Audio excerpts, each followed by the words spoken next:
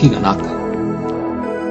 Siguro, hindi mo ako kilala, pero alam ko ang lahat tungkol sa iyo. Alam ko kapag ika'y nakaupo at kapag ika'y nakatayo. Alam ko ang lahat ng gawain mo. Maging ang mga buhok sa iyong ulo ay nabibilang. Pagkat ika'y nilikha sa aking pangis, sa akin ika'y buhay, nakakakilos at ganap. Pagkat ika'y nagbuhat sa akin. Kilala na kita bago ka pa pinaglihi. Hiniran kita ng balakid ko ang paglikha. Hindi ka isang pagkakamali, sapagkat lahat ng araw mo'y nakasulat sa aking aklat. Aking itinakda ang panahon ng iyong pagsilang at saan ka maninirahan. Buong ingat at kamangha-mangha kang nilikha. Aking kang hinugi sa sinapupunan ng iyong ina at iniluwag ka sa araw ng iyong pagsilang. Ako'y di wastong pinakilala ng mga hindi nakakakilala sa akin.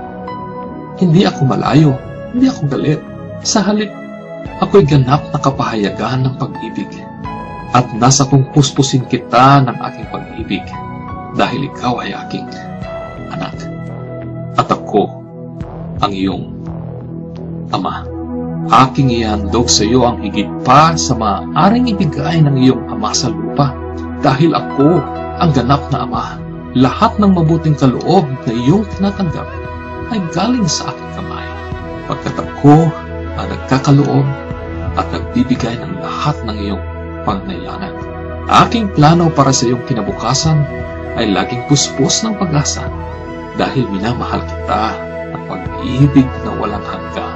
Ang aking isipan patungkol sa iyo ay si dami ng buhangin sa dalampasigan at ako'y masayang aawit sa iyo ng may kagalakan. Hindi ako titigil sa paggawa ng mabuti sa iyo dahil ikaw ang aking pinakamamahal na kayamanan. Aking nais na patatagin ka ng buong puso't kaluluwa ko at nais kong ipahayag sa iyo mga dakil at mahiwagang bagay. Kung ako'y buong puso mong hanapin, ako'y iyong masusumpungan. Hanapin mo sa akin ang iyong kaligayahan at aking ibibigay ang mga naisin ng iyong puso, pagkat ako ang nagbigay ng iyong mga naisin dahil ako ang iyong dakilang mga aliw. Ako din ang ama na aaliw sa iyo sa lahat ng kapigatian. Kapag ika'y bigo, ako'y malapit sa iyo. Tulad ng pagkanlong ng pastol sa isang tupa, kinanlong kita sa aking puso. Isang araw, papahirin ko ang bawat luha sa iyong mga mata at aking papawiin ang lahat ng hirap na iyong dinanas sa mundong ito. Ako ang iyong ama at iniibig kita gaya ng aking pag-ibig sa aking anak na si Jesus. Pagkat kay Jesus, ang pag-ibig ko sa iyo ay nahayag. Siya ang ganap na sinag ng aking pagkadiyos. Siya ay dumating upang ipakita na ako ay panig sa iyo at hindi laban sa iyo. At upang sabihin sa iyo na hindi ko binibilang ang iyong mga kasalanan. Si Jesus ay namatay upang ikaw at ako ay magkasundo.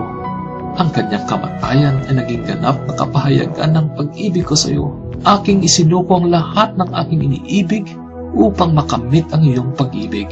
Kung iyong tatanggapin kaloob ng aking anak na si Jesus, tinanggap mo rin ako at wala nang makapaghihiwalay sa iyo sa aking pag-ibig. Umuwi ka na sa akin at ako'y magbibigay ng pinakamalaking handaan na makikita sa langit. Ako ang ama sa pasimula pa at mananatiling ama.